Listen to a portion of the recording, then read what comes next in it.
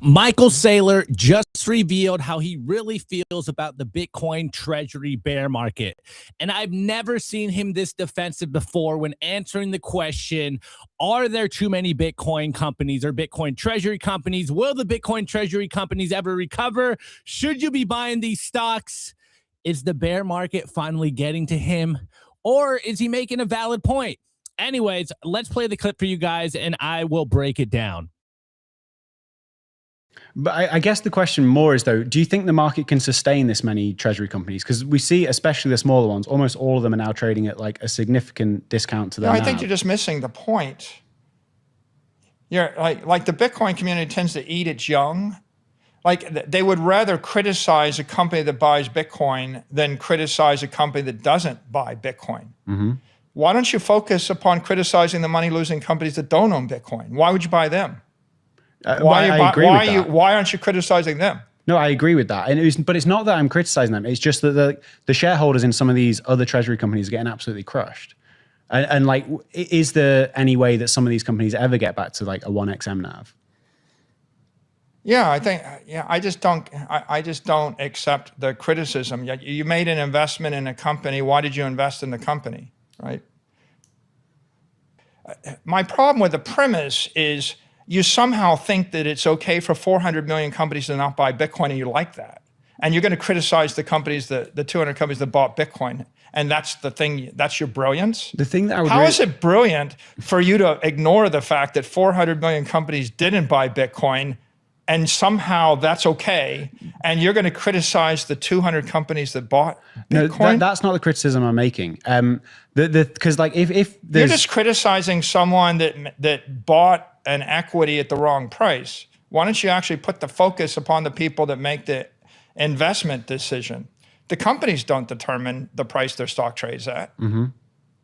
So my point here is, what is your brilliant insight, Danny, that people shouldn't buy Bitcoin? Is that what you're trying to say? No, I think people buying Bitcoin is cool. Okay, well, if it's okay for what about an unemployed person? You want to criticize them for buying Bitcoin? Of course not. Well, what if you have debt? You want to criticize the person with debt for buying Bitcoin? Of course not. Well, then why are you criticizing a company for buying Bitcoin? I mean, I'm not criticizing If it's a good company that buys Bitcoin, is better. And if it's a bad company that buys Bitcoin, is better than it would have been. Yo, okay.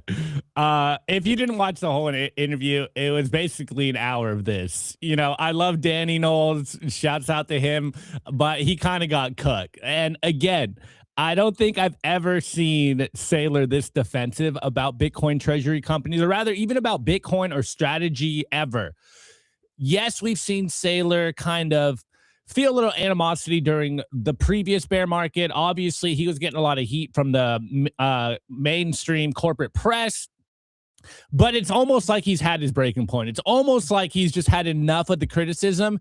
And especially when you see all the stuff that he's been doing, whether you agree with him or not, you could argue, and I think it's a very valid case, that Saylor has been a positive for the Bitcoin space in general. He's been the one to kick charge the corporate Bitcoin adoption. He's probably also the reason why we got the institutions in Bitcoin. You could argue otherwise, but he's been one of the driving forces. Now, I do, on some respect, completely agree with Saylor's premise, though it is very interesting to watch him literally be this defensive, kind of crash out on Danny over the criticism of people buying Bitcoin treasury companies. But I do agree with that premise of you should be, you know, criticizing the companies that don't buy Bitcoin, which I think Bitcoiners do. But also within the Bitcoin space, it's very easy to kind of point fingers and be like, haha, I told you so, you shouldn't buy this stuff. Now, personally, I'm not a Bitcoin treasury buyer. I don't buy their equities. I'm just a stack Bitcoin and chill kind of guy. But I think the point does remain the same, that look, you'd really, as someone that buys these stocks, if you're the company, you don't really control where the price is. And I agree with them. I agree with Saylor and even the people that buy the Bitcoin treasury company. Like, I think it's a good move for them to be buying the Bitcoin. I think it's a good move to see 200 companies add Bitcoin to their balance sheet. I think this is all a good thing. And so I've never really criticized people that buy the stocks in question. I'm just one of those people like, look, you know, I see there's a time and a place to buy these equities, to buy these stock tickers. But personally, I just know myself. I just buy Bitcoin. I chill. So it is very interesting in this moment. Why being so defensive? Why is he so kind of, you know, pissed off at Danny for asking this question? And I think it brings up a lot of questions of where we currently are in the market. Now, I've had this theory on the show, and I've been talking about, and I actually was talking to Luke this morning, and I'd be interested to think what you guys think on in the chat. But it does look like, if you are looking at what the Bitcoin price did last year, obviously we all know it was a negative year. It was basically flat for the most part. Bitcoin's a stable coin right now. But if you look at what happened in the Bitcoin treasury companies, I think you could make a very good case that the bull market, quote unquote, the euphoria, the blow off tops happened in the Bitcoin treasury stocks. And that probably took away a lot of the FOMO that should have happened on Bitcoin, the base layer. Now, I will pull up the charts. I will go through some of these charts. Again, this is not to just, you know, shit on these companies, because I know a lot of people that not only work on these companies, but that were the driving force for people to buy these companies. And so this is not so much about like giving them shit or adding to the criticism of these Bitcoin treasury companies, because you guys know my view. I've said it constantly. Look, I think there's a time and a place for Bitcoin treasury companies. I am not going to, you know, talk smack about people for buying these Bitcoin treasury stocks. I just always advocate for you buying Bitcoin. Take Bitcoin into self-custody. To me, that's the best move. I think these companies do have a place in people's portfolios. I think they do have a place in the broader kind of economic portfolio or economic landscape. But personally, it's not my forte. As the meme goes, if you don't understand what they're doing, then you probably shouldn't be investing in those companies. And it took me a while to really understand what was going on, though I did lament. I did complain a little bit last year of like, man, I should have just bought MicroStrategy at the bottom because it went up like 22x while Bitcoin barely did anything. So, you know, I'm like everyone else. I see the price action. I'm like, man, I should have bought this, but I'm too late to this. So here, let me pull up the charts here. I do have the broader Bitcoin chart first and foremost, but we're just going to start here. Actually, this is on the day. Let me go to the monthly, because maybe it'll make it a little better to see. So, you know, you can argue that I think a lot of the price action was taken away from Bitcoin in the Bitcoin treasury companies. Now, why do I say that? Well, you can see here, of course, we hit all-time high in October. But what's interesting, when we did make a run for all-time high in July, it really kind of just topped out and flattened off, and then we kind of hung out for a little bit. Obviously, excuse me, there was a lot of macroeconomic factors, whether it was the tariffs, you know, or whether it was just Trump tweeting, that really didn't let Bitcoin run. Or you could argue that that was one of the cases why Bitcoin didn't run, is because of all of the kind of macro headwinds that we faced last year. But I did kind of dive into this to see if there was maybe some correlation here on the Bitcoin treasury highs and where Bitcoin was, and whether we didn't actually break out of all-time high on Bitcoin, spot Bitcoin.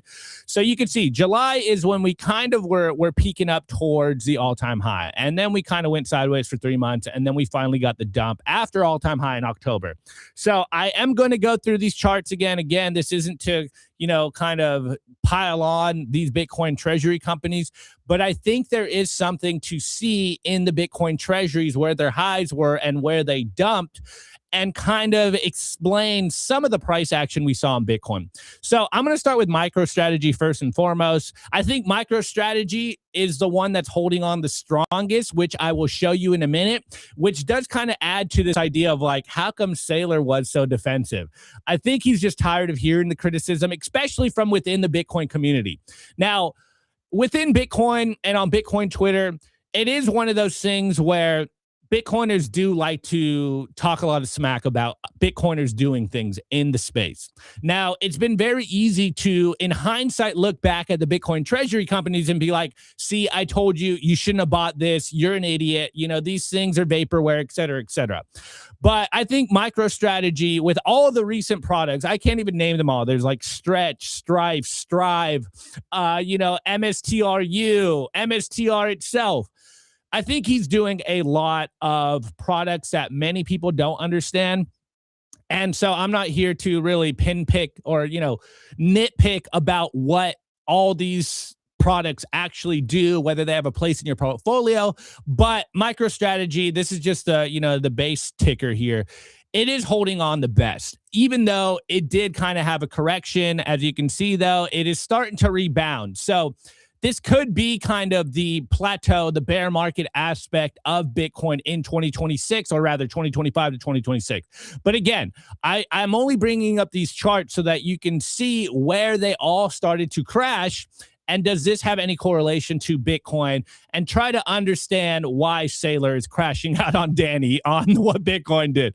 So you can see here, the stock in MicroStrategy, it went up to all-time highs in November, but it really crashed in July of last year, mid part of last year. And that's when it's been on a decline. I don't think we've really seen this many red candles in MicroStrategy since it went on Bitcoin. But again, keep that date in mind. July of 2025 is when it started to dump. Now, I'm going to go to the other big ones. I'm not going to cover all 200. I'm just going to cover kind of the big names that you guys are all aware of. And there is kind of this time window, this time frame where they all start to crash at the exact same time.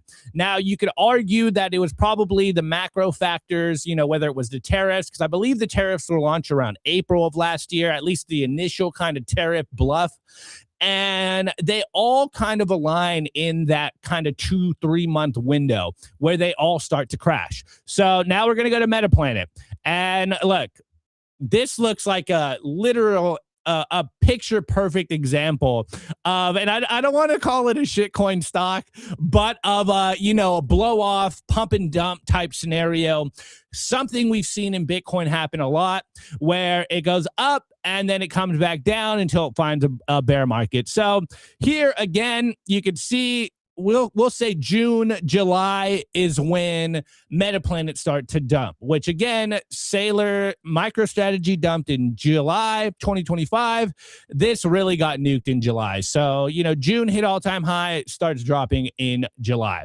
Now, these other ones, they did kind of pump before, but it's still right around that time frame. Here's Nakamoto or Kindly. Again, got released, did a huge parabolic run in May, which I think was part of that exuberance in Bitcoin treasury companies, and then starts nuking in June. Again, June, July, this seems to be the day that most of these treasury companies got nuked and haven't really recovered since. Though you can see they are starting to form bottoms. They are starting to get a little positive here. Again, this is the monthly chart.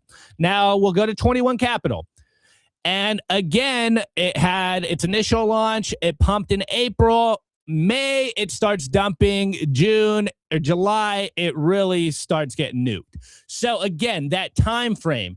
In June of July of last year is when the treasury companies really got hit. It's been 6 months, you could argue close to 7 months of these treasury companies just in constant decline. Now, is this the bear market that we should be expecting in Bitcoin? I think is the bigger question in my mind, personally, since I'm not a Bitcoin treasury stock buyer. But again, why are we getting this interview now? And I think that's part of the bigger question. Are we all in bear market sentiment right now? Are we bottoming out right now in Bitcoin? Here, actually, I'll pull up the Bitcoin price again. And I'm using the crypto ticker here on TradingView because I'm pretty sure it's a culmination of all the Bitcoin on exchanges in the price. But again, it's all kind of wrapping around the same time frame. Around that, April to July timeframe is when these treasury companies started to have a little trouble in their price. Not saying there's a necessary fundamental flaw in these Bitcoin treasury companies, but it is very interesting that they all crashed around the same exact time. Now, you could point at probably a lot of different factors for why this happened. I would argue, and this is kind of my contention right now, is that the bear market in Bitcoin happened in the Bitcoin treasury companies. As I've been talking about this on the show, I've been kind of pointing to different factors, but it's becoming very clear that there's always kind of a new hype cycle in Bitcoin. If you've been around for a while, there's always something that pumps really hard. And this goes into my kind of broader generalization that I don't think the altcoins are going to recover like they used to. Maybe certain altcoins will recover, but we've seen the capital, the attention, the narratives flow into different Bitcoin derivatives, for a lack of a better term. But again, that July timeframe is when these Bitcoin treasury companies started to slump. And this is when Bitcoin started to make a run towards a new all-time high. And we could argue, or rather, I'm going to make the argument that I think a lot of the FOMO, a lot of the, the euphoria, it happened in the Bitcoin treasury companies. And that's why we saw them kind of blow up in July, where they took a lot of the attention away from Bitcoin spot price. And now those stocks haven't recovered yet. I think the bigger question for a lot of people that are probably holding these are, will they ever recover? And again, I love Danny, super cool dude. But I was talking with Luke this morning, and I don't mean to throw Luke under the bus here, but he was like, yeah, it seems like maybe Danny was a Bitcoin treasury stock buyer, and he's just deep down on his bags and wondering if he's ever going to recover. I think that's where a lot of the sentiment is coming from, is people seeing this huge decline and wondering, is this still a good hold? Is this going to recover to all-time highs? Did I make a bad buy in these Bitcoin treasury companies? And am I holding bags for the next 10, 20 years, or rather forever? Should I harvest my losses here because they might not ever recover? That is the big question right now. Will these Bitcoin treasury companies ever recover? Now, I think strategy, I think I've said this on the show before as well. I think strategy is the one, like, and I don't want to say guaranteed, but I think it's the one stock that we all know will recover. The other ones, I think there's a lot more doubt on whether they will recover.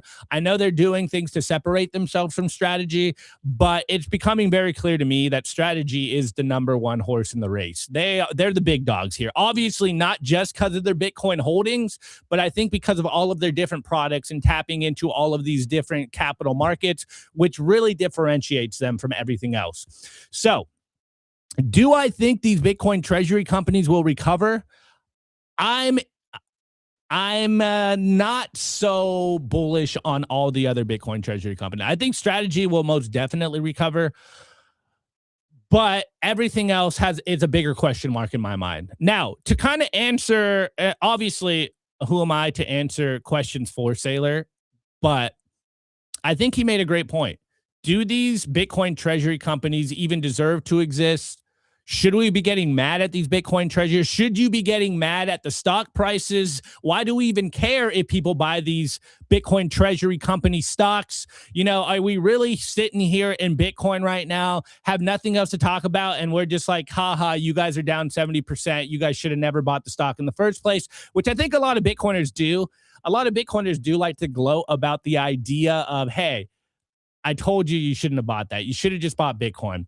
Now, I think that there will be a lot of Bitcoin treasury companies, though I'm kind of on the view that maybe a lot of these Bitcoin treasury companies were a little too early. I think Saylor and MicroStrategy were here on time at the right time, and everyone else did kind of get caught up in the hype cycle. If you remember anything from last year, we all know the Bitcoin treasury stock mania was the hype cycle. Now, I'm making the case a little more that it does seem like the Bitcoin treasury mania took away a little bit from the Bitcoin price action that we all expected. Now, does that mean that Bitcoin being a stable coin this last year is necessarily a bad thing? I would just say it's extremely boring. It does need to go up to maintain, a relative price to inflation, but if the action comes back to Bitcoin and away from treasury companies, then I think that's good for every single one of us. Wait, this is a good good comment. I don't understand Bitcoin treasury companies' business model. Dude, that's why I don't invest in them. Full disclosure, that's exactly why I didn't invest in them. Though I forget which one it is. The stretch STRC, I still don't understand it, but that's probably the most interesting MicroStrategy product recently. I don't understand it, so I haven't done enough research to really wrap my head around whether it's a good buy or not. But it is interesting to kind of see, why is he crashing out right now? And part of me is just thinking it's just like peak bear market.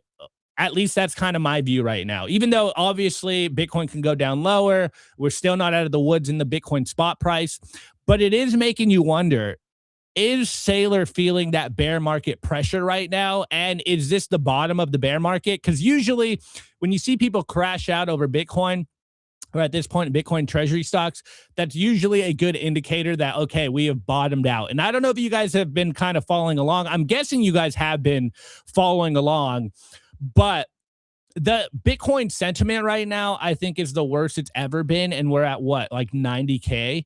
So the connection with the sentiment around Bitcoin and where the price is, I think, are completely mismatched.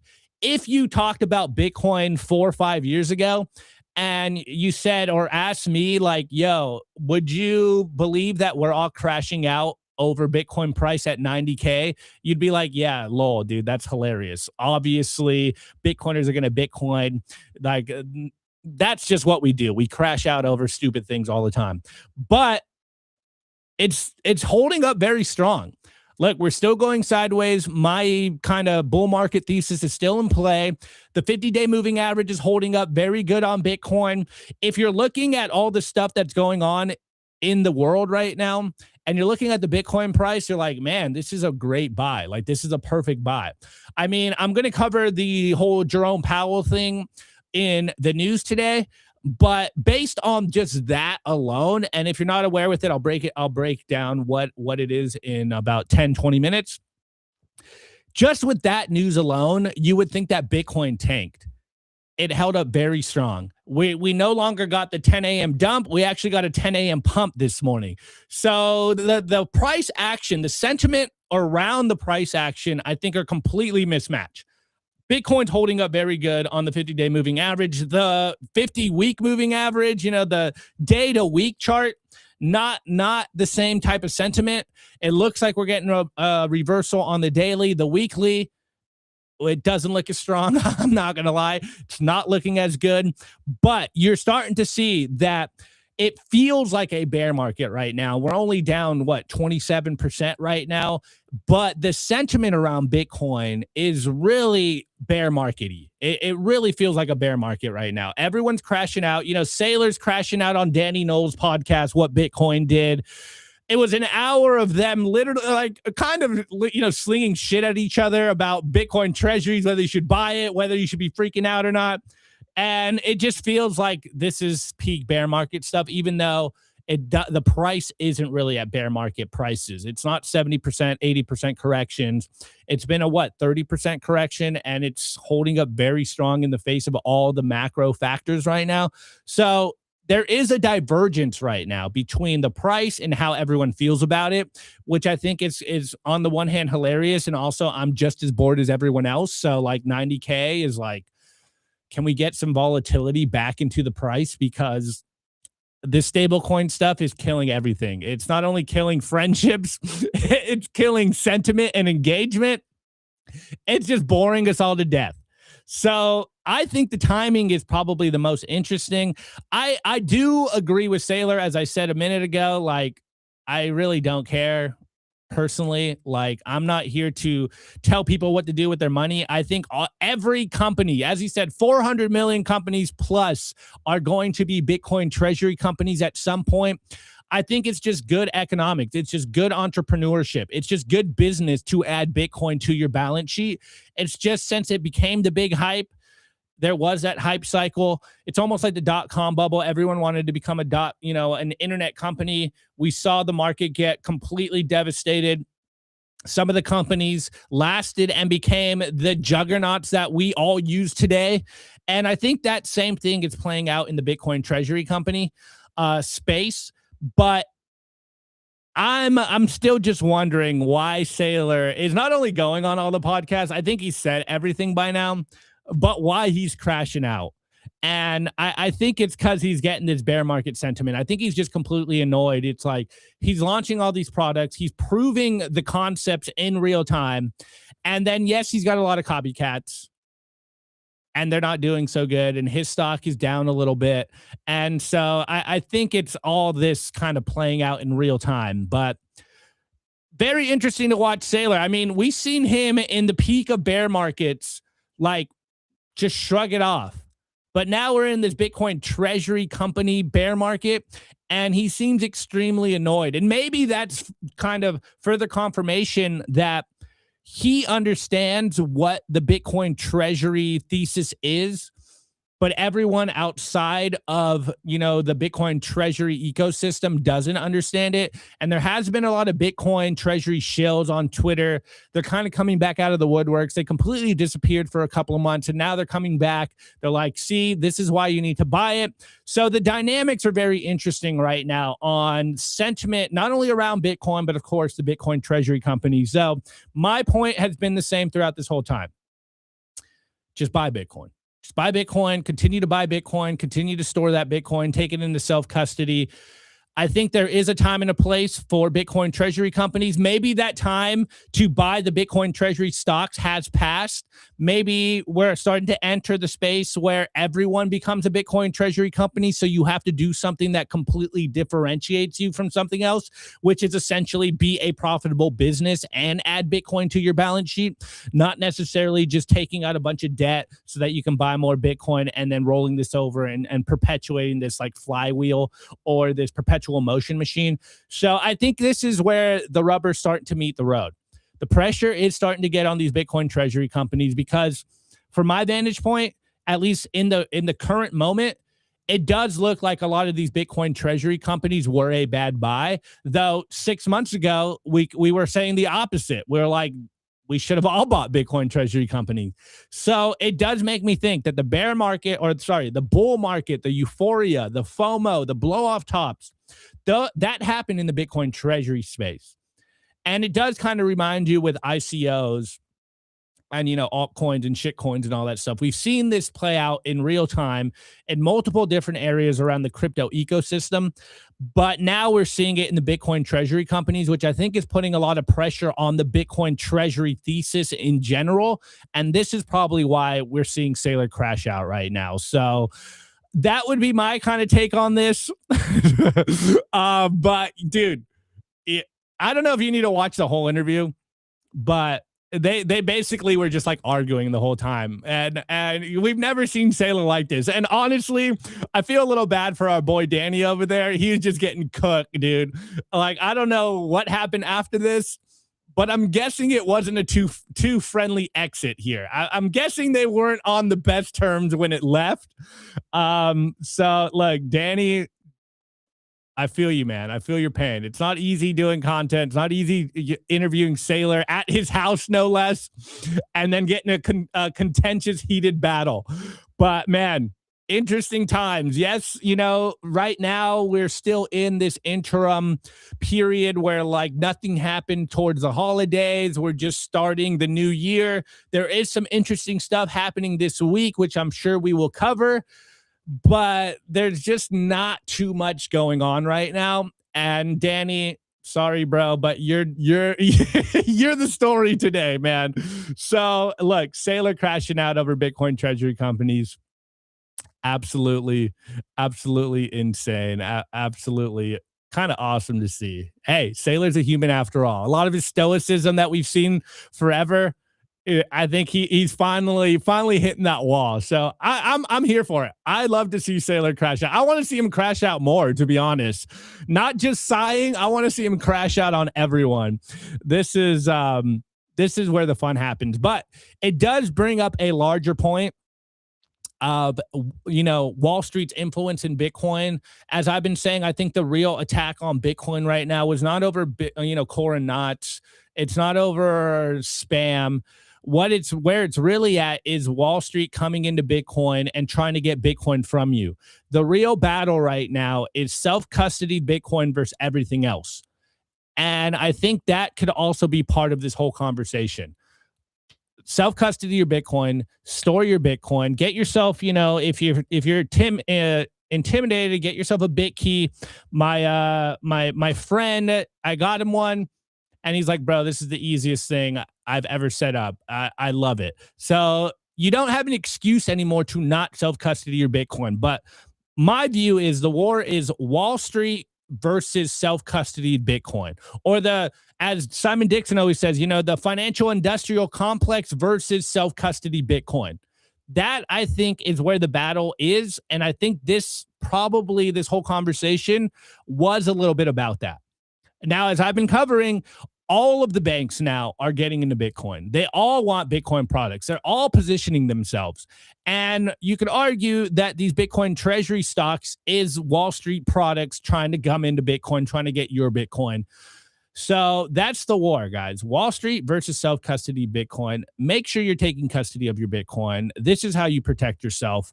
Whether we're going lower or we're going sideways and we're going to rip, we will know very soon. But I think this is a good culmination, a good zeitgeist of where sentiment is right now. It's probably at the lowest I've ever seen it, and it's not even a peak bear market, which is very interesting to see. Are we starting to see the capitulations we need to go higher? I really hope so. I really, really hope so. I really hope that Saylor crashing out is the peak bear market sentiment we need to go higher. So I'll keep covering this for you guys for a while. I think this is super interesting. He works for Peter Schiff now, bro. Nah, don't do Danny like that, bro. Come on, don't do Danny like that. Danny's cool. But yeah, man, it's super interesting. Anyways, I'm gonna keep it moving. So we got this clip surrounding Fidelity saying the S word. I don't know if we want to say it, but it is an interesting clip. And then in the news, I'm going to cover the whole JPow stuff going on, which I think is really kind of giving us an idea of where the macro traditional financial markets are currently. And then in the culture, to wrap up, we got an interesting tweet blast over the weekend from Nikita Beer, who is the head Twitter dev. And it's talking about Bitcoin Twitter or crypto Twitter at large. And it really, really kicked the hornet's nest over the weekend, and people are still talking about it. So that's the layout for today's show. On that note, quick commercial break, and I'll be right back.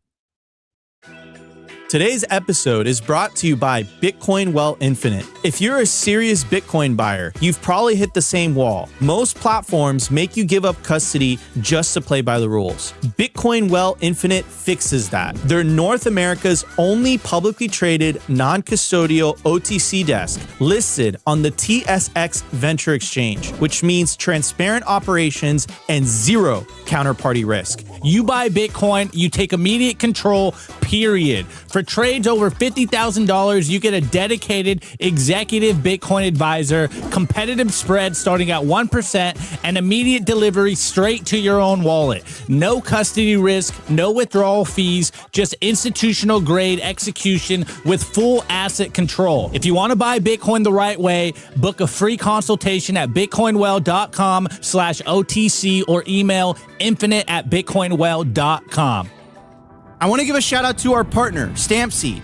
Is your Bitcoin in cold storage really secure? Are your seed phrases really secure? Stampseed's do-it-yourself kit has everything you'll need for you to hammer your seed words into commercial-grade titanium plates instead of just writing them down on paper. Paper is fragile. Titanium plates are strong. Your words are actually stamped into the titanium plate with this hammer and these letter stamping tools. Once the words are in, they aren't going anywhere. No risk of the plate breaking apart and pieces falling everywhere. Titanium stamp seeds will survive nearly triple the heat produced by a house fire. They are also crush-proof, waterproof, non-corrosive, and time-proof. And now you can customize your titanium seed plates. You can upload your design or logo and they will laser engrave it on the back of your seed plate, the opposite side of where the words are. Stamp your seed on StampSeed and use promo code SIMPLY to get 15% off anything on the stampseed.com store.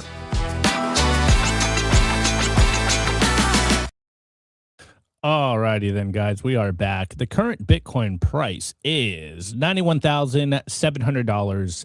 The discount from all-time high is currently 27.3%. The market cap is 1.83 trillion, and the block height, the only time that matters on planet Earth is the block height. TikTok next block is currently at 932,010. I repeat, 932010.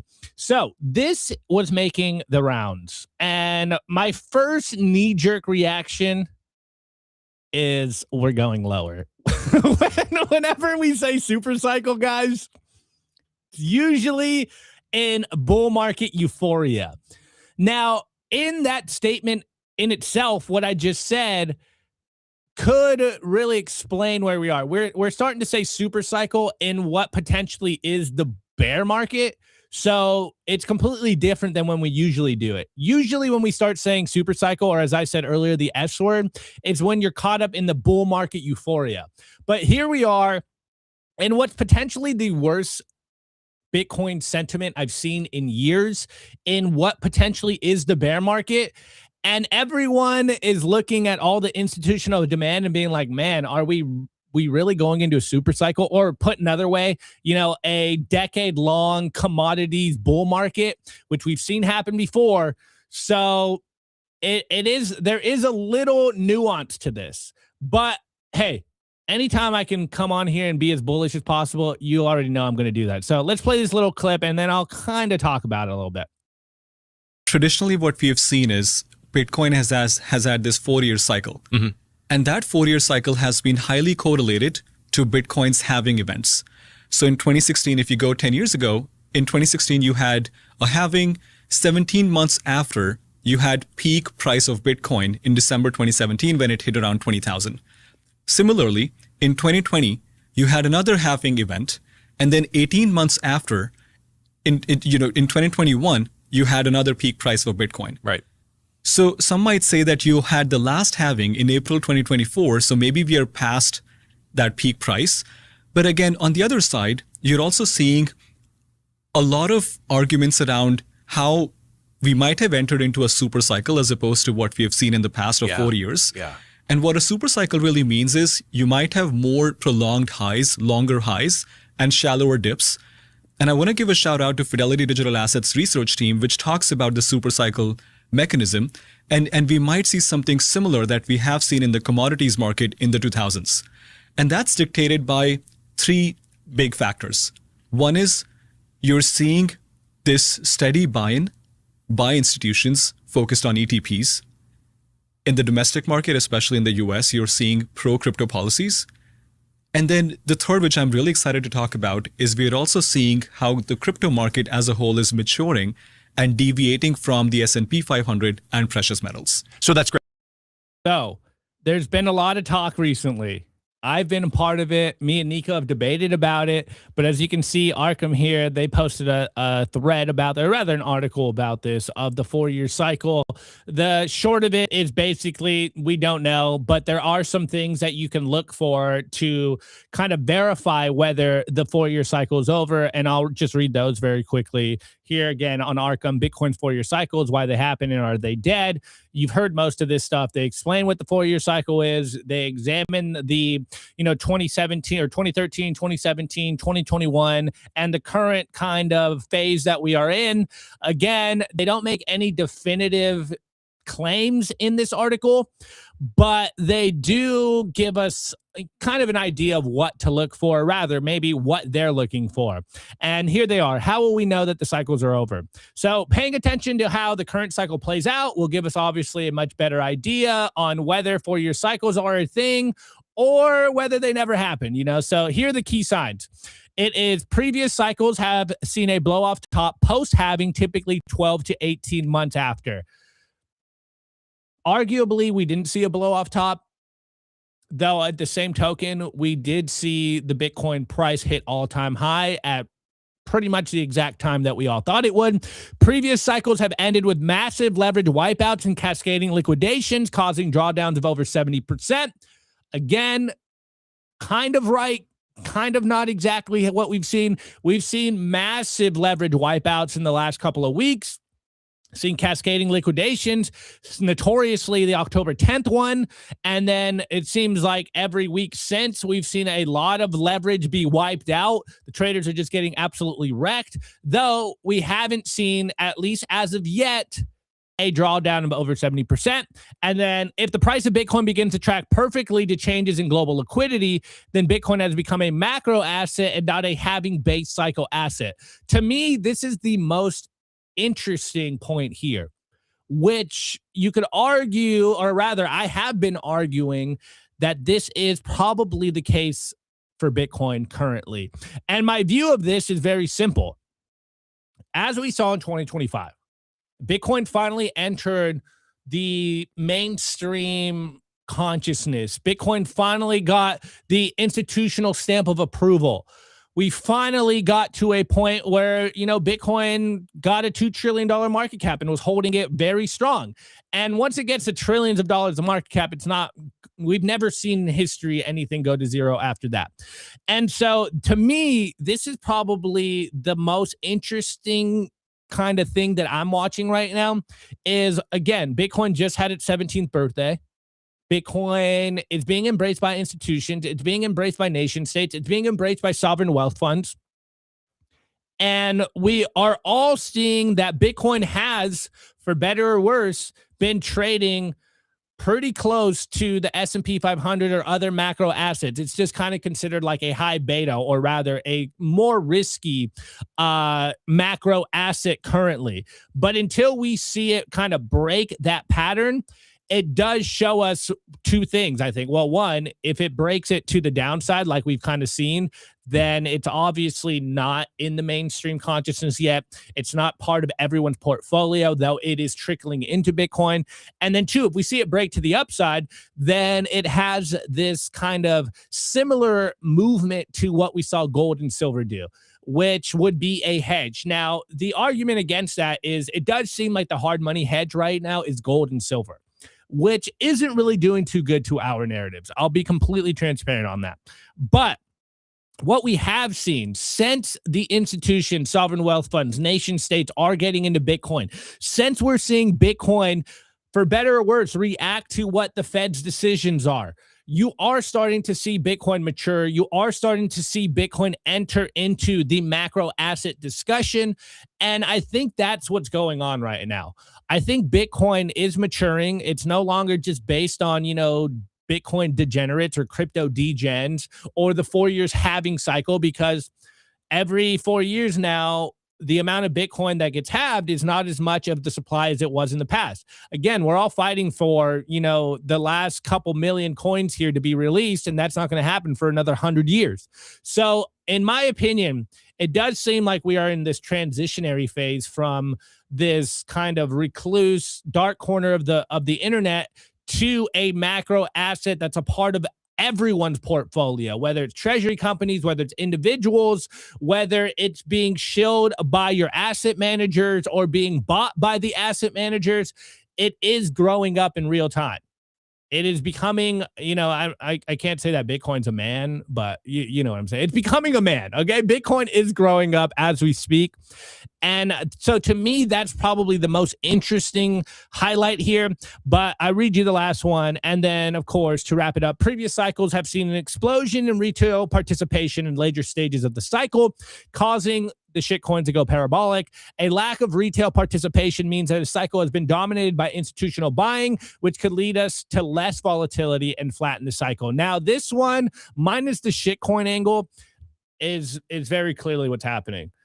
I've been arguing the only people in Bitcoin right now are people that have been in Bitcoin. And you can see that across all social media sentiment, which is going to go into the culture talk about Nikita Beer. I don't think there's any new people in Bitcoin. at least on the spot Bitcoin self-custody, maniacal cypherpunk kind of roots of Bitcoin, I think most of the capital flowing into Bitcoin has been through these ETFs, the institutions buying, the Wall Street products. We haven't seen retail FOMO come into Bitcoin, and that, in my opinion, is what drives the FOMO of Bitcoin, the blow off tops. Because look, I'll be honest, when I got into Bitcoin, I was not a sophisticated investor. I'd argue I'm still not a sophisticated investor. This is why I buy Bitcoin and take it into custody. But when new people come into Bitcoin, they catch the FOMO, they catch the hype.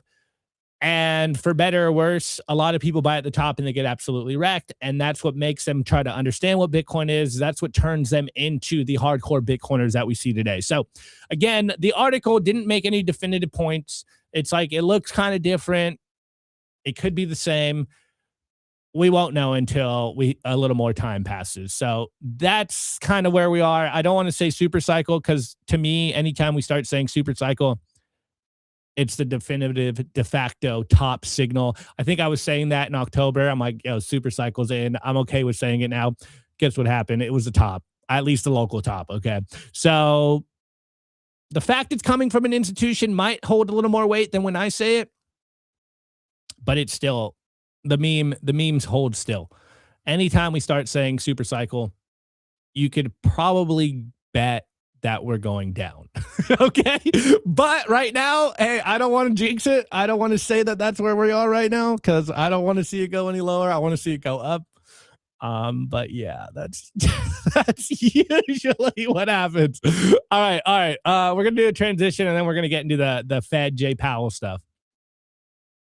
I want to give a shout out to our partner, Ledin, the leader in Bitcoin-backed loans. Unlock the liquidity in your Bitcoin without having to sell your Bitcoin. They've issued $9 billion in loans to over 10,000 customers since 2018. I absolutely love these guys. Not only do I have an account with them, but I also have a loan. And what I love about them is that there are no monthly payments, and you could pay back the loan at any time. As soon as you send your Bitcoin as collateral, you'll have cash in your account within 24 hours. Over 1,000 five-star customer reviews, and they've never lost a single dollar or sat of customer money. Go to learn.ledin.io/simply today, and you'll get 0.25% off your first loan. I want to give a shout out to our partner, sat123.com. Sovereignty isn't just about your money. It's about your communications too. When the grid goes down, most people go dark. Cell towers fail in hurricanes, cyber attacks, and blackouts. But satellite phones? They don't rely on local infrastructure. Iridium has 77 satellites in orbit, giving you a direct line anywhere in the US, even offshore. If you hold your own Bitcoin keys, you should hold your own comms too. Sat123.com also has everything you need to start building your Bitcoin citadel. Starlink, battery backups, Faraday bags to protect your hardware wallets, and much, much more. It's a one-stop shop for anyone serious about resilience and off-grid independence. Stay connected, stay independent, stay sovereign. Go to sat123.com/simply today and use promo code SIMPLY to get 15% off anything on the store. I want to give a shout out to our partner, BitKey. If you already self-custody your Bitcoin, you know the deal with hardware wallets by now. Complex setups, clumsy interfaces, and a seed phrase that can be lost, stolen, or forgotten. BitKey fixes that. BitKey is a multi-sig hardware wallet built by the team behind Square and Cash App. It packs a cryptographic recovery system and built-in inheritance feature into an intuitive, easy-to-use wallet with no seed phrase to sweat over. It's simple, secure, self-custody without the stress. Time named BitKey one of the best inventions of 2024. Get 20% off at bitkey.world. That's BITKEY.world with the code SIMPLY.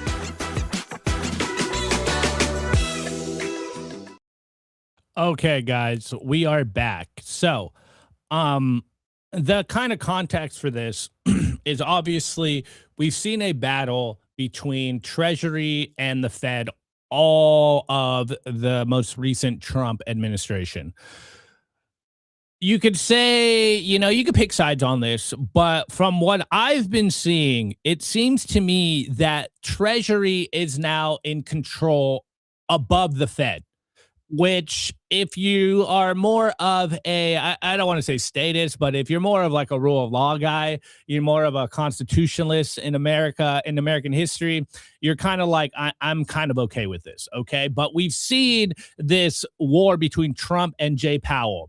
And this originally got released on the New York Times, but I don't have a New York Times subscription, so I have to use what do I have over here? The CNBC article.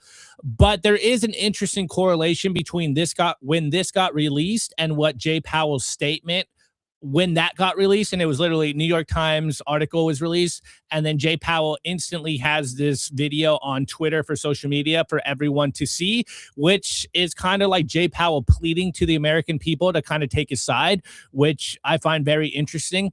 So anyway, let me read the headline. I'll give you kind of the TLDR of what all this is, because I'm guessing as a Bitcoiner, you don't really follow what the Fed is doing, which, serves you right. But also, as we've been seeing, Bitcoin is becoming a macro asset. I think this is why Bitcoin has reacted to anything coming out of the Fed, is because there's a lot of people that do react to this stuff and that are now holding Bitcoin.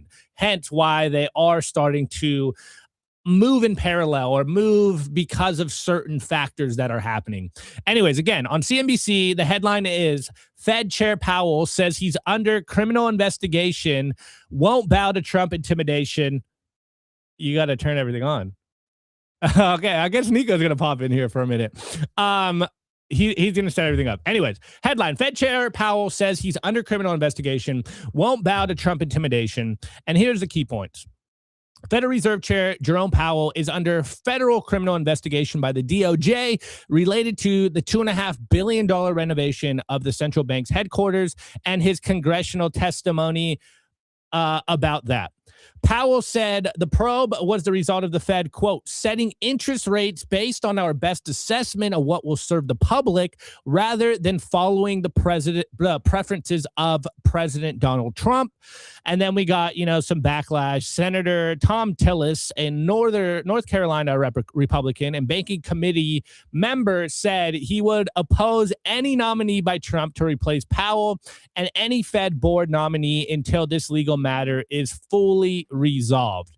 So there's kind of the context for what happened over the weekend. And this happened Sunday night, which is kind of interesting, the timing, because this came out on Friday, this DOJ case. And then the New York Times article happened on Sunday night. And then Jerome Powell responded Sunday night.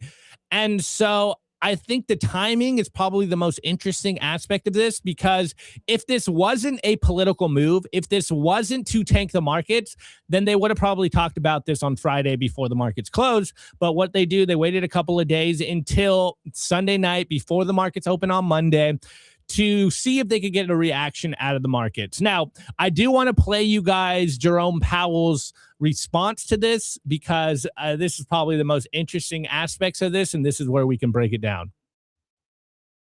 Good evening. On Friday, the Department of Justice served the Federal Reserve with grand jury subpoenas, threatening a criminal indictment related to my testimony before the Senate Banking Committee last June. That testimony concerned in part a multi-year project to renovate historic Federal Reserve office buildings. I have deep respect for the rule of law and for accountability in our democracy. No one, certainly not the chair of the Federal Reserve, is above the law.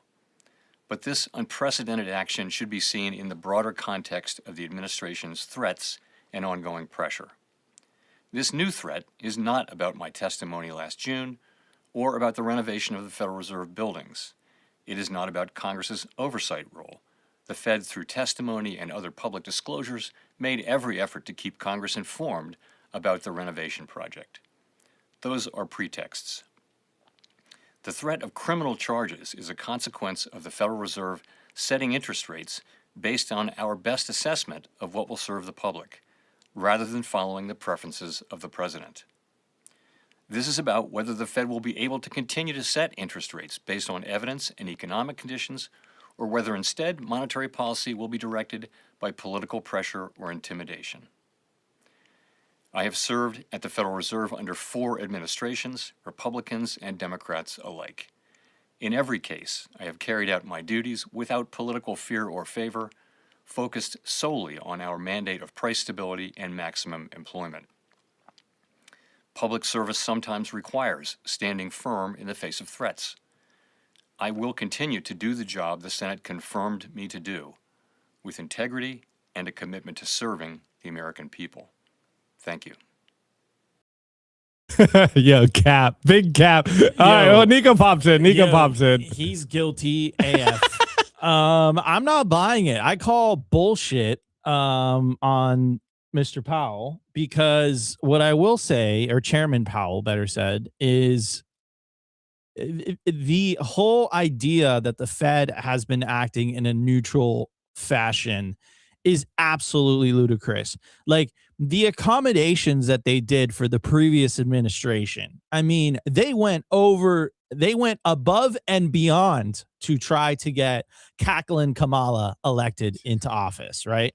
And again, it's not because I think they're partisan, even though I do think they're partisan. I think the majority of Fed employees work for a certain political party. But if you put all of that aside, right, they were extremely hostile towards the Bitcoin and crypto industry. That's number one. Number two, they were part of Operation Choke Point 2.0. They were part of taking some of these banks that were pro-Bitcoin, and they were banking Bitcoin companies. They were part of all of that. That's why Trump, in his executive order, when he got sworn into office, one of the things that he said was like, okay, you know, the Fed is no longer involved in the enforcement of anything that has to do with crypto and Bitcoin and all of that stuff. And again, this isn't conspiracy theory or like, you know, all this kookiness. It's just basic game theory. The Federal Reserve's future is a central bank digital currency. There is one specific party that is pro CBDC, anti Bitcoin, and the future of the central bank is not Bitcoin. I would say Bitcoin is not a competition to local banks. It's a competition to the central bank. It provides an alternative to central banking. That's the whole point of Bitcoin. So am I surprised that the first pro-Bitcoin president is being sabotaged by the Federal Reserve? No. They control the price of money, essentially. So this is not surprising at all. This is just game theory. This is just people following their own incentives. But like what Bitcoin always does, and I've told you this, guy, I've told you this, guys, for years. Bitcoin exposes incentives. And it doesn't matter how large the institution is or how powerful the leader is. This is no different. The reality is that the Federal Reserve is a privately owned entity that is accountable to no one, that is not acting in a bipartisan fashion, because that's the only reason they have the protections that they do. They have the protections that they have because they're supposed to be neutral. But what happens if the very regulator itself stands to lose if the thing that they are supposedly regulating reaches mass adoption? You get a misalignment of incentives. You get that regulator not acting in the best interest of the American people, but you get that regulator acting in the best interest of themselves to ensure their survival. That's what's happening right now. And I've been saying this the entire year. I'm like, look, the Fed is sabotaging Trump's first year in office. They don't want looser monetary policy because that's going to make Trump look very, very good heading into the midterms. And they know they could basically end Trump's presidency if the Democrats take back the House in 2020 and 2026. So in 2027, the election is this year. That's what's happening right now.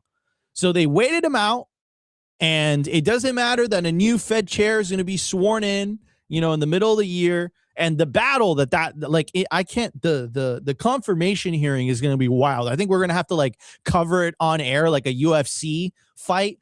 And like, you know, like me and Opti will like be offering like Joe Rogan commentary. Like it's going to be crazy. Like they're going to go back and forth and try to shut down any Trump nominee for Fed chair.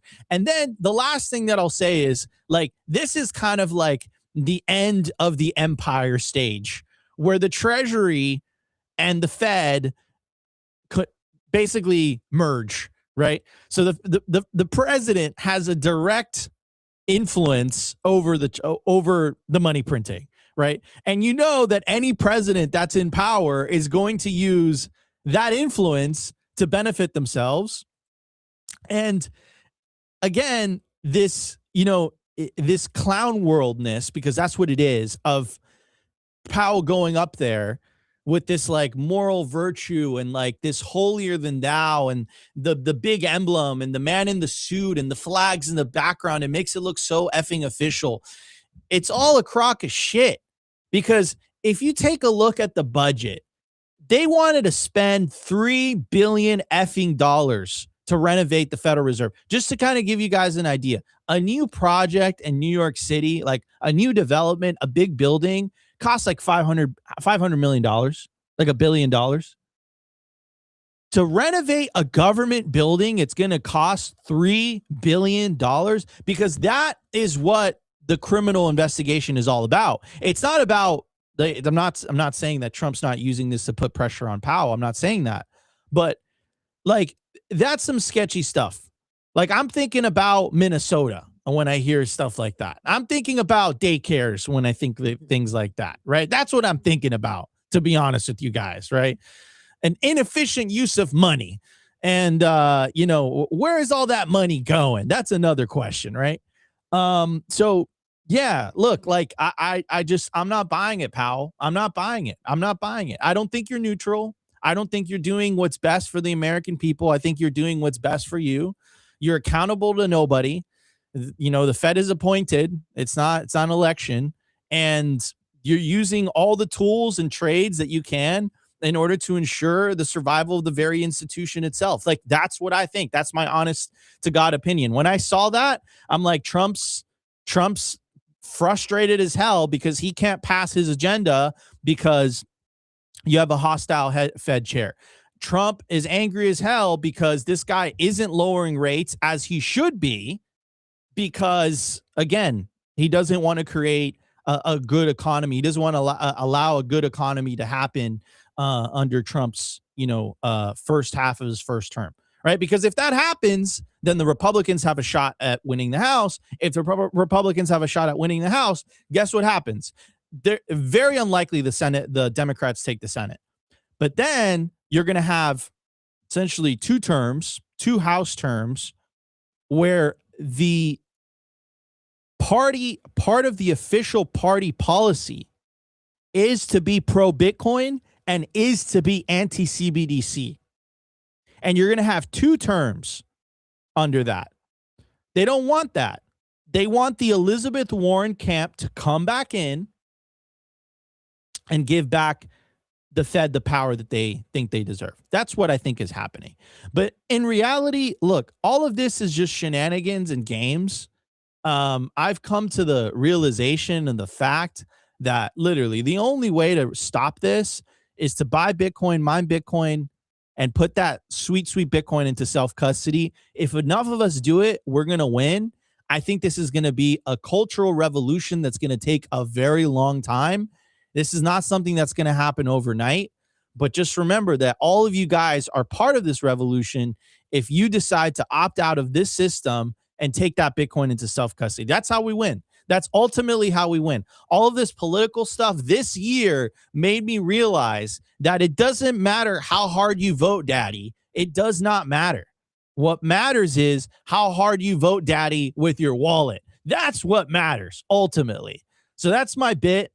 Powell's guilty as hell. He's definitely not neutral whatsoever. Like, he was so accommodating to the previous administration. And honestly, I was talking to my wife about this weekend. Like, there's a part of me that's like, all right, fine. We have to go down the narrow path and do things difficultly and like whatever. But there's another voice in my head that's like, bro, I wish cackling Kamala came back, because at least the price of Bitcoin was going to the moon under the previous administration. Ever since Bitcoin has been, ever since the government has been pro Bitcoin, we've gone down, bro. We've gone down hardcore. Yeah, you're wilding, dog. Anyways, I'd go one step further. I would go further than what Nico said. I do agree with a lot of what Nico said, but I think the Fed is very obviously not neutral. And again, I would go even more extreme. I think the Fed, by design, by its very creation, is political. I would say everything the Fed's done is political. That's what it is. Like, even though it is not federal, has no reserves, I would argue that the very creation of the Fed was political. Everything they do is political. So this whole like, we're neutral, bro, it's just like, miss me with that, JPow. Like, completely miss me with that. And then the whole kind of move where like, first of all, he does this on Twitter so that the American population or, people on Twitter are like, yeah, this is an extreme injustice that the Trump administration is coming after the Fed when they're, a institution about stability and jobs and all that. And I was like, bro, the Federal Reserve is not here to benefit the American population. It is not here to benefit citizens. And Nico says they're unaccountable. Again, I would go further. They're totally accountable. It's just to the banks. That is their whole mandate, hence why I think it's political.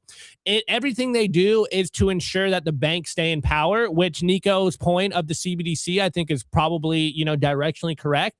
But everything the Fed does is political. It is for the benefit of the banks. It is not for, as JPow says, the benefit of the American population. That's a complete crock of shit.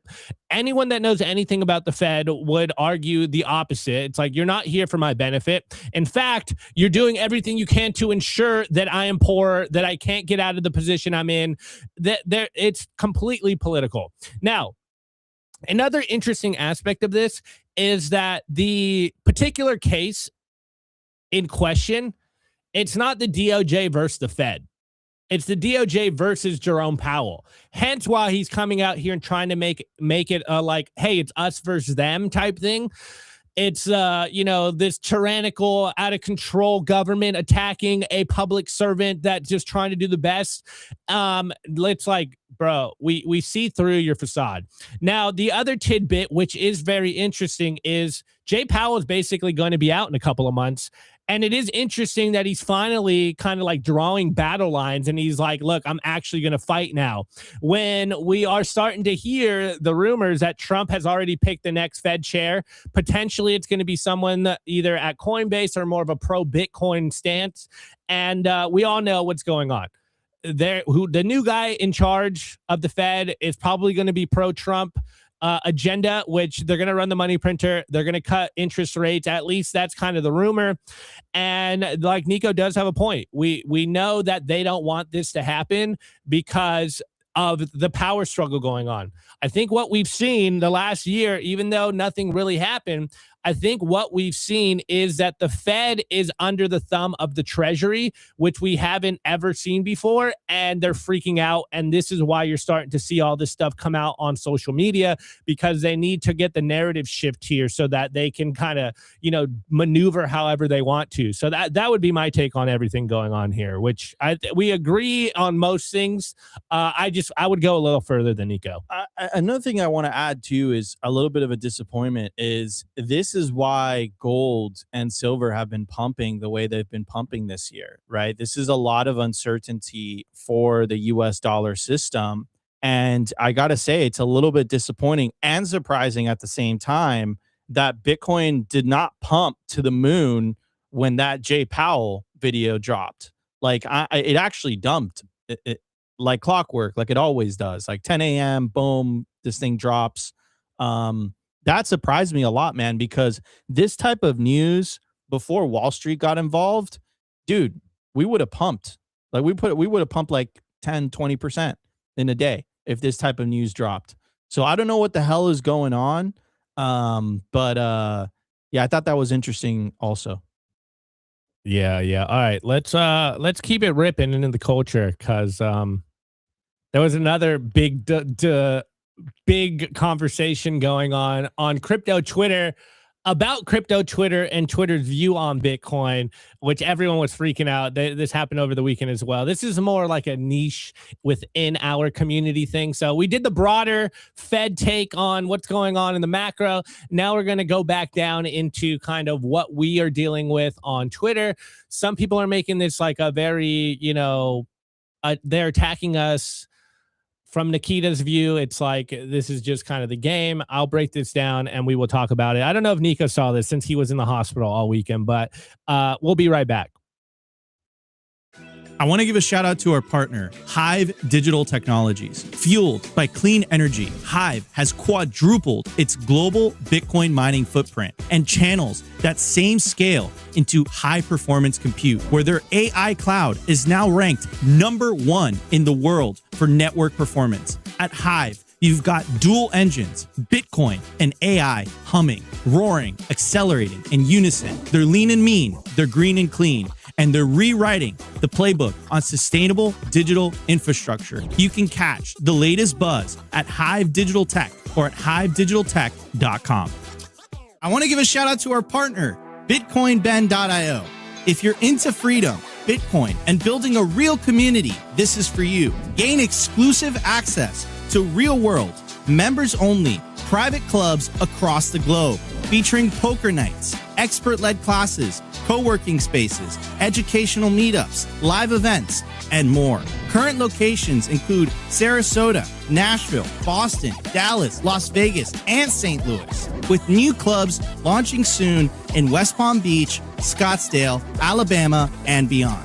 Not to mention Bitcoin Ben's resorts in El Salvador. There's 3 of them, and they're absolutely beautiful. You'll also get access to the first fully backed Bitcoin bank with fiat ramps and savings accounts. It's called Private Key Bank. And you guessed it, it's based out of El Salvador. Go peer-to-peer with Bitcoin bulk buys. Tap into home equity for long-term Bitcoin growth. And join their exclusive mining pools if you're interested in mining. What are you waiting for?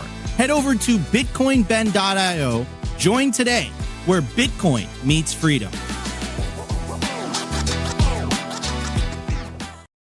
Guys, so on a now deleted post that I can confirm, I read it before he deleted this. We got, let me actually, Nikita Beer, I think he is, okay, head of product, Nikita Beer on Twitter, tweeted this, and then Bitcoin Twitter, crypto Twitter just absolutely exploded.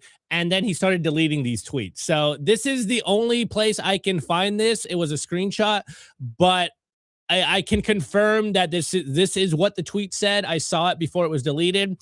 Anyways, Nikita Beer, again, head of product on Twitter, goes, in October, a new myth started circulating in CT and CT's crypto Twitter that you need to reply hundreds of times per day to grow an account. However, each time you post, it uses some of your reach for that day. Quote, we can't show all your posts to all your followers because the average user only views 20 to 30 posts per day. So crypto Twitter ends up wasting all their reach on replying GM or good morning hundreds of times. And when they finally post real content like a project announcement, it only gets shown to 3 people. Crypto Twitter is dying from unaliving itself and not from the algorithm. And this absolutely blew up on Bitcoin Twitter. And they were basically saying, like, head of product at Twitter admits that they're trying to unalive Bitcoin Twitter. They're trying to minimize our reach out there. Though there is a little interesting tidbits in this. Nikita Beer pretty much admitted, like, you have this like reach meter where, like, if you use up, all of your power level or all of your reach, then you're not going to be seen by anyone. And that they're, messing with the Twitter algorithm so that they get more engagement and more signups and all this stuff, basically trying to harvest engagement but also minimizing niche groups. And Bitcoin Twitter's been in the front of this. Now, there's a lot of takes on this. I think, as I've been telling you guys, I have noticed on this side of making content that in general, it seems like all social media Bitcoin content is kind of on the decline right now. I would argue it's because of the price, because of the sentiment, because we haven't done anything. And I think once the price kind of comes back, I'm sure Bitcoin Twitter will pop off again. Though it is very interesting that Nikita Beer, we were all very bullish on Nikita Beer coming in as head of product because he is a Bitcoiner. He is also kind of a shitcoiner. Basically, like a Bitcoiner is ahead of Twitter. So therefore, Bitcoin Twitter content should blow up. In practice, it seems like the opposite happened, not necessarily saying that they targeted Bitcoiners per se. Maybe they're targeting niche communities in general and kind of doing this like generalization. What's good hits the front For You page, not just what's good in the things you're interested. They're trying to, I guess, democratize the content on Twitter. But if you've been on Twitter, you've been posting, maybe you've been seeing something similar where, you know, I post, I never really expect. I'm kind of one of those just post into the void Twitter people. But like I'll post something good that I think is good, doesn't get any reach. I'll post some slop and it blows up. Okay, but then we got, before I pass it over to Nico, then we got Elon Musk responding, literally, I think in response to this, not necessarily about Bitcoin Twitter, but he goes, "We will make the new X algorithm, including all code, used to determine what organic and advertising posts are recommended to users, open source in 7 days. This will be repeated every 4 weeks with comprehensive developer notes to help you understand what changed." I think this was a direct response to everyone freaking out about what Nikita Beer said in regards to crypto Twitter, or I like to call it Bitcoin Twitter. And then I do got to throw a meme in here before I pass it over to Nico. Here we got Nikita Beer as the World Economic Forum, and it goes, "You will not good morning and you'll be happy." So that's kind of what happened in our niche on Twitter over the weekend. It looks on one hand that there is like a targeted attack on Bitcoin Twitter content. On the other hand, they're kind of saying like, oh, we're just trying to revamp the algorithm, get more organic growth. Though, if you've been seeing the For You page, it's hardly been organic at all. It's always like a political, very violent, crazy thing you're seeing, all kinds of nonsense. So I think the question now is, as Nico likes to say, Elon Musk freed the bird. It did seem to get better for a little bit, but in many ways, it seemed like Twitter has gotten worse for a lot of us. And now we kind of know the where it's coming from. So that's kind of the breakdown, at least in the Bitcoin culture, what happened. Nico, what's your take on this? You are a social media expert as well. Did you see this? First of all, did you see this? I mean, I'm starting to see it on YouTube, which is quite interesting. Like major, I don't know if you could pull up the data for that. It was Cointelegraph that posted it, but basically you're seeing this huge downturn of like crypto and Bitcoin related content on YouTube. So if you're a Bitcoin YouTuber, crypto YouTuber, January's been rough for us included. Regarding X, I've noticed that for quite a long time. Like this revelation is not new to me. It used to be a lot easier to grow on Twitter not too long ago, actually. Oh, I found it. Here we go. It used to be a lot easier to grow on Twitter not too long ago. And then they changed the algorithm, and it was very obvious they changed the algorithm. Here, Nico, you wanna look? I pulled it up. I got it. He doesn't have his computer right now. So basically, yeah. So this is YouTube. This is kind of normal when it comes to bear markets. Like when you experience a bear market, it's obviously normal that less people are actively searching Bitcoin related content. Like that makes perfect sense because obviously people are just not interested in it. Now, is YouTube and X kind of coordinating together and saying, hey, you know, we should push this stuff less? I don't know. That's kind of a stretch to say. But what I will say is like, this is what happens every cycle, right? Like Opti's been saying, oh, we're not in a cycle. We're not in this. But I disagree with him. I would say, look, like this is a Bitcoin cycle until it's broken. Like if we make an all-time high in the next 6 months, I'll say, okay, you know what? I was wrong. But so far, this seems like a cycle. Now, it's not a traditional cycle because we topped on apathy, we didn't top on euphoria. So I don't think we're going to get an 80% drawdown. I don't know for sure, but I just don't see it. If we were already in the bear, we'd be down 50 to 60% by now. That's a fact. We're only down like 28%. So I think this downside is going to be muted. You know, if we do see a bottom, maybe in the 60s around there. And then when it comes to like content creation, I noticed this months ago, and it was under Elon Musk. It got to the point where if you were a good poster and like you knew you were providing value to people, you were growing significantly faster. And that's how all these initial accounts grew as fast as they did. That's gone. I don't see the same for personal accounts though. For personal accounts, like, you know, I put effort into my personal account, but we don't have a team running our personal account, right? And it seems like personal accounts still resonate with people, and it seems like they're putting a lot more value on personal accounts rather than They specifically said that. than brand accounts. That's what I'm noticing. But the personal accounts, you could still grow extremely fast. But brand accounts, it seems like it's slowing down just a bit. And then on YouTube, I think it could be price related. I don't know. I know that it's across the board. I don't know if it's like a change in algo or a change in thing, but I do know that it's across the board, that it's slowing down. Now I'll tell you this, look, no matter how much you manipulate social media and change the algorithm to favor one thing over the other, the reality is that as soon as Bitcoin starts ripping, you're going to have a whole flood of people coming back in. And ultimately, YouTube and X are businesses. And if they see a whole bunch of people coming in, actively searching for Bitcoin related content, what are they going to do? They're obviously going to push Bitcoin related content.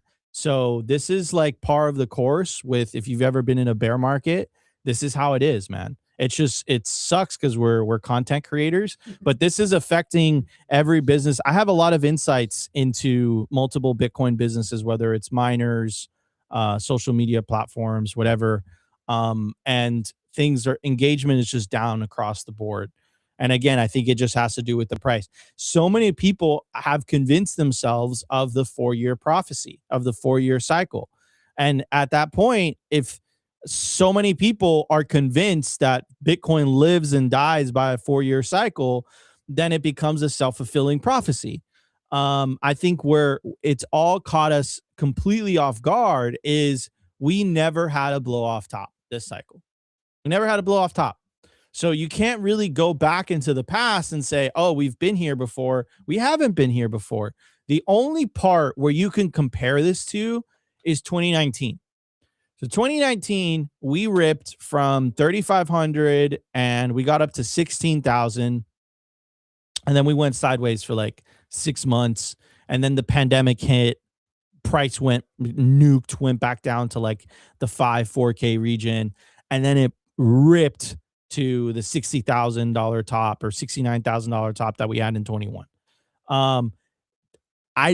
Removing the black swan event out of the equation, right? I think that this cycle is more like 2019 in terms of performance. And I'm not the only one to say this, by the way, because the 2019 peak was a peak on apathy.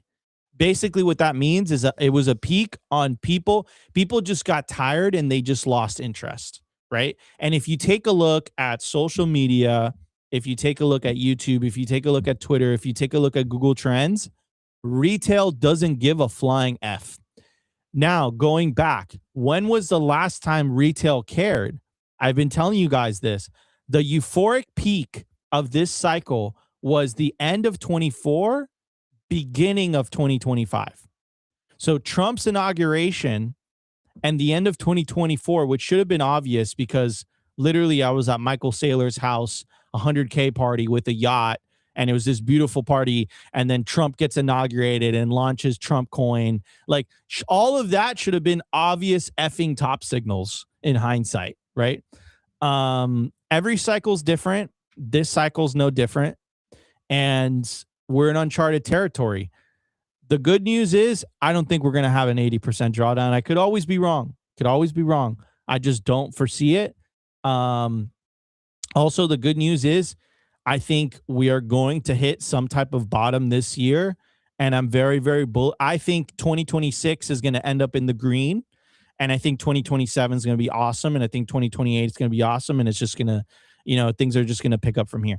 Because if not, Bitcoin dies. Bitcoin is binary. Like Bitcoin either goes to zero or it keeps going up forever. It doesn't work if it just goes sideways. It doesn't work with the difficulty adjustments, and it doesn't work with the incentive. Like ultimately, like you can be as ideological as you want and say end the Fed and all of that stuff. But ultimately what makes Bitcoin believers is number go up technology. So if number go up doesn't go up, then we got much bigger problems. That's my take. Facts.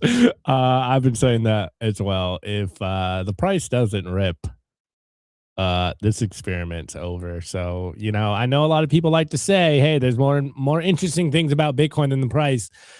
I'd agree with you, but Bitcoin needs to go up or else it failed. That's just like the short of it. But back to kind of the algorithm stuff.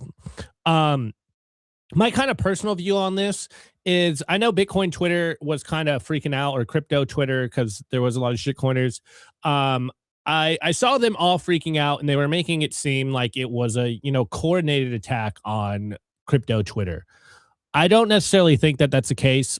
I think what happened is, Elon Musk came in, and then they very publicly were like, we're going to fix the algorithm. We're going to open source all this.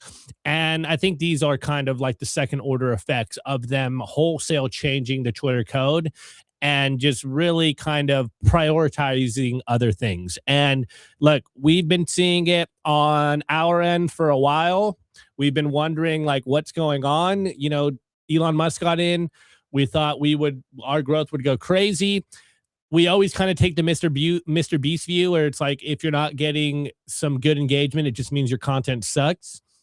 That's kind of the view we were always taking. But now in hindsight, it does show like, yeah, the algorithm completely changed, I wouldn't say necessarily messed up Twitter, but it definitely had an effect on some of the stuff that we did love on Bitcoin Twitter. So if you felt like your social media experience on Twitter is different, you know exactly why we have the smoking gun. It's been very, very obvious. Here's Mitchell Otto, and he says, many of my mutuals have been giving, what is his name, Nikita? Yeah, Nikita, a hard time about this. But as someone who's interacted almost exclusively with the Bitcoin/crypto niche, I understand why X is doing this. Most of crypto Twitter is huge breaking, chart scribbles, hyperbolic price predictions, AI girl, PFP bots, and NFT PFP bots. A 70% deboost is honestly generous because the noise to signal ratio is probably close to 95%. If you want this platform to support insightful Bitcoin and crypto dialogue, start having insightful in Bitcoin. The thing is, like, if you guys follow my account, I post, like, I try to post once a day, but I don't post like consistently. But if you see one of my posts, they're dope. They're good posts. They offer value. All right. The moon boy stuff, it gets annoying, dude. It gets annoying. I'm a moon boy. It gets annoying. Now, honestly, what is interesting though, and I have noticed, it gets annoying. Like but like, bro, you doom scroll, and it's like I swear to God, like, guys, go to your Twitter. You doom scroll, and what happens? You get a price prediction. I lose my place because it refreshes, and you get a price prediction. You get whatever. But no, I didn't mean to say my posts are dope. What I meant to say is when I post, It like comes from the heart. It's like something that I actually had to say. It's not something that's like, okay, I'm engagement farming. It's actually an original thought. Okay, I'll give you that. I'll give you It's that. an original thought. Whether I agree with the post or not, I'll give you it's an original thought. It's an original thought that come to my mind, and I'm speaking of that. That is initially what Twitter was all about, right? It's meant for that. It's not meant for, you know, breaking, chart, this, that. It's not meant for that. It's meant for individuals speaking their minds on current events. That's what makes it such a good news platform, in my opinion. Like, you follow like your favorite influencer or whatever, you follow them because of their takes. Like, why do you follow Lynn Alden? Why do you follow Preston Pish? Because you want like really good takes on certain things. Like, if you follow me, you're following me because you want my takes on certain things, right? If you follow Opti, you know what you're going to get. You want his takes on certain things. No. You follow me for the shit posts. That's what I'm you're literally confirming what I'm saying. You're following Opti because you know that you're going to get a certain type of content.